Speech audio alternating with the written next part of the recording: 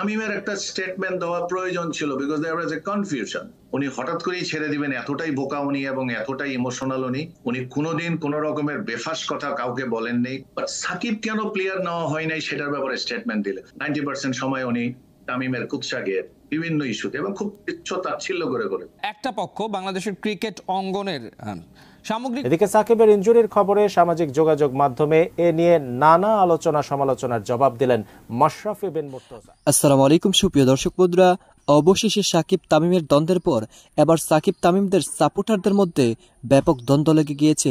দর্শক বন্ধুরা, সাকিব আল হাসানের ইনজুরির খবর প্রকাশ হওয়ার পর সাকিব আল হাসানের পোস্টের নিচে মানুষ কমেন্ট করে যাচ্ছে আলহামদুলিল্লাহ বলে, আর সেই কমেন্টগুলোকে কেন্দ্র করে এবার সারা দেশে ব্যাপক আলোচনার জন্ম দিয়েছে এবং সেই সাথে সেই সকল কমেন্টগুলোকে কেন্দ্র করে এবার মাশরাফি বিন মুর্তজা এমন কিছু প্রশ্ন করে দিয়েছেন বাংলাদেশের সাপোর্টারদের উপর। তো দর্শক বন্ধুরা, এবং সেই সাথে সেই সকল বিষয়গুলোকে কেন্দ্র করে এবার বাংলাদেশের অত্যন্ত চমৎকার কিছু বিশেষজ্ঞরা, ক্রিকেট বিশেষজ্ঞরা এবার সেই সকল ঘটনাকে কেন্দ্র করে অত্যন্ত চমৎকার কিছু বিশ্লেষণ করেছেন এবং তারা সেই বিশ্লেষণের মাধ্যমে তুলে ধরেছেন তাদের মধ্যে কারাই ছিল সবচেয়ে অপরাধী। তো দর্শক বন্ধুরা, চলো আমরা তাদের সেই সকল কথাগুলো শুনে নিই। তামিমের একটা স্টেটমেন্ট দেওয়া প্রয়োজন ছিল, because there was a confusion. উনি হঠাৎ করেই ছেড়ে দিবেন, এতটাই বোকা উনি এবং এতটাই ইমোশনাল উনি কোনোদিন কোন রকমের বেফাস কথা কাউকে বলেননি। বাট সাকিব কেন প্লেয়ার নেওয়া হয় নাই সেটার ব্যাপারে স্টেটমেন্ট দিলেন। 90% সময় উনি তামিমের কুৎসা গিয়ে বিভিন্ন ইস্যুতে এবং খুব তুচ্ছ তাচ্ছিল্য করে একটা পক্ষ বাংলাদেশের ক্রিকেট অঙ্গনের সামগ্রিকভাবে একটা পক্ষ যারা সত্যিকার অর্থে তামিমের ভক্ত, তারা মনে করছে যে তামিম ইকবালকে পূর্ব পরিকল্পিতভাবে বিশ্বকাপ থেকে বাদ দেওয়া হয়েছে। আপনি এই এই থটসের সাথে একমত কিনা, নাকি আপনি মনে করেন যে এটা সময় উপযোগী সিদ্ধান্ত ছিল স্কোয়াড থেকে তামিমকে বাইরে রাখা বা তামিমের সরে যাওয়া? থ্যাংক ইউ ভাই। একটা জিনিস হচ্ছে কি যে তামিমের সরে যাওয়া হলে তো আর কোনো কিছুই সমস্যা ছিল না, স্বামী তো সরে গিয়েছিলেন।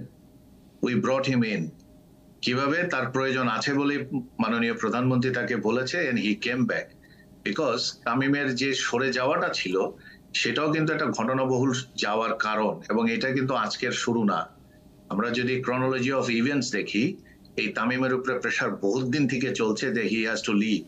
কেন ছাড়তে হবে তামিমকে সেইটার ব্যাখ্যা যদি দেই, আমার কাছে কোনো দলিল নাই যেটার উপরে ভিত্তি করে বলবো এই কারণে তামিমের উপরে প্রেশার ছিল। But apparently it looks like, আমরা বহুত দিন থেকে, আমরা ধরেন সেনাবাহিনীতে চাকরি করেছি, তো আমরা কিছু বলতাম ওপেনিং ন্যারেটিভ, দ্বিতীয় narrative, first narrative, third narrative. মানে একটা ওপেনিং ন্যারেটিভ দিলেন আপনি, দেওয়ার পরে আপনি একটা ঘটনার প্রচারণা শুরু করলেন, ঘটনার একটা সূত্রপাত করলেন, এরপরে সেকেন্ড নেগেটিভ আসবে, সেটাতে আরেকটু হবে আরেকটু হবে, যাচ্ছে।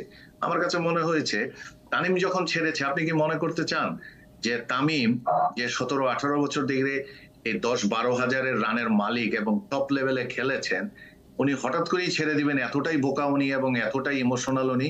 আমার কাছে মনে হয় না। এবং আমি যদি তামিমকে ভালোভাবে চিনে থাকি, আমি মনে করতে চাই Tamim is a man of principal. উনি কোনোদিন কোন রকমের বেফাস কথা কাউকে বলেননি। যত ইন্টারভিউ দেখেছি, কোনো একজন মানুষের নামেও তিনি কোনো সময় ভুল বা কোনো অন্যরকম কথা বলেন নাই। আই রেসপেক্ট হিম দারুণ ভাবে। একইভাবে যদি আমি বলি যে তামিম যখন ছেড়ে দিলেন, তাকে যখন আমরা ফেরত নিয়ে আসলাম, তখন আমাদের দায়িত্ব ছিল আসলে তামিমের প্রগ্রেসটা স্লোলি অ্যান্ড গ্র্যাজুয়ালি যাওয়া। আপনি if you trace back, Tamim যখন এসে ক্যাপ্টেন্সি ছাড়লো, তার আগেও পাপন ভাইয়ের সাথে উনি কথা বলেছেন এবং বলেছেন আমি পাপন ভাইয়ের সাথে কথা বলেছি, আমি ক্যাপ্টেন্সি থেকে ছেড়ে দিচ্ছি, আমি ইনশাল্লাহ ফিট হব, আমাকে চেলে এখনো আপনারা এশিয়া কাপে খেলাতে পারেন।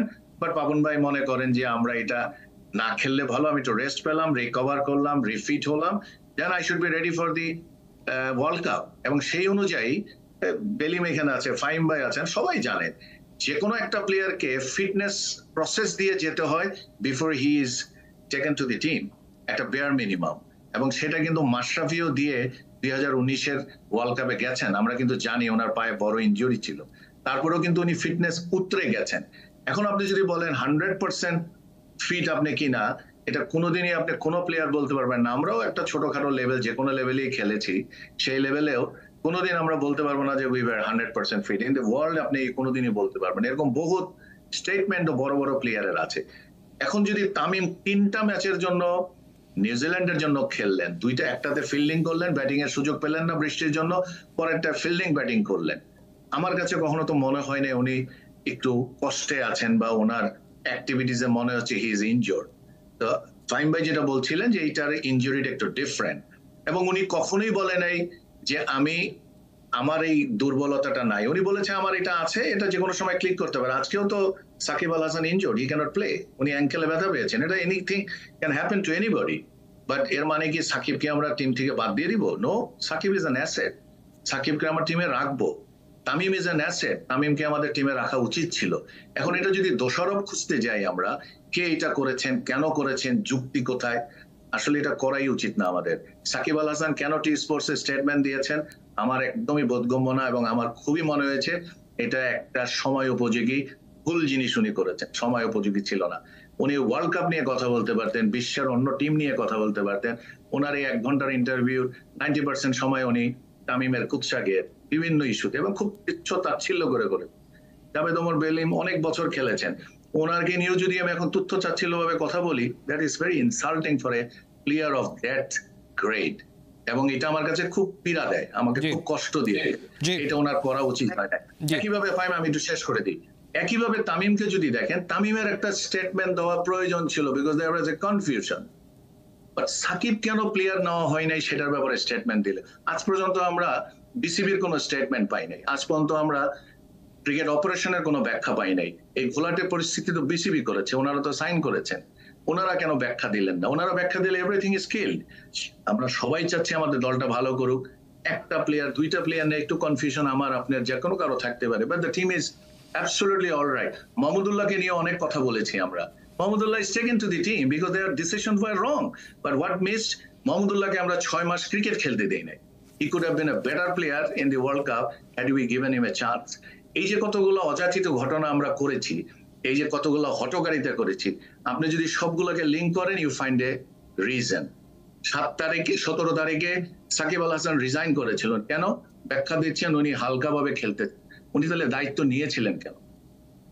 আমার তো মনে হয় উনি বোর্ডের উপরে প্রেসার তৈরি করার জন্য, যে উনি যা বলবেন সেটাই মানতে হবে, নাহলে he will resign, another crisis will be create, এবং that's why board has accepted what he wanted. That is the background. আমাকে যদি বলেন, দেখুন আমার কাছে দলিল নাই, আমার কাছে যতগুলো মানে আপনার সার্কামস্টেন্সিয়াল এভিডেন্স আছে।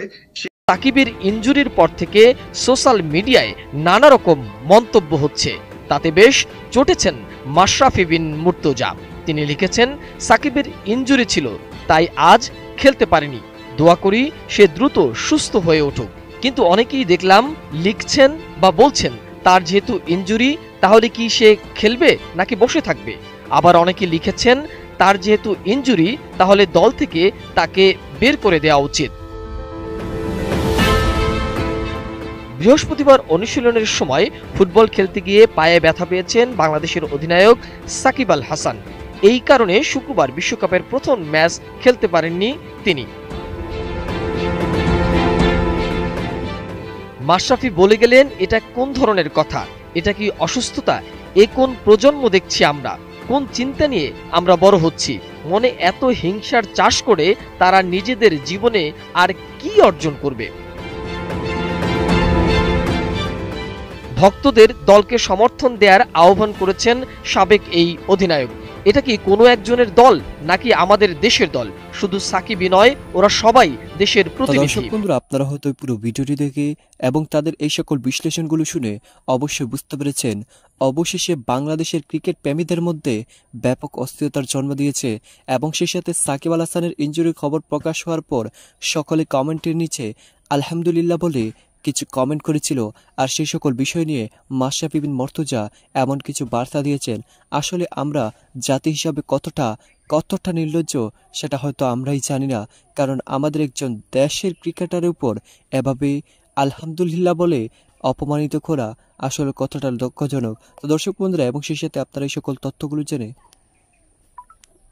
এবং এই সকল কথাগুলো শুনে আপনাদের কাছে কি মনে হচ্ছে অবশ্যই কমেন্ট করে জানিয়ে দিবেন। তো দর্শক বন্ধুরা, ভালো থাকুন, সুস্থ থাকুন, আল্লাহ হাফিজ, আসসালামু আলাইকুম।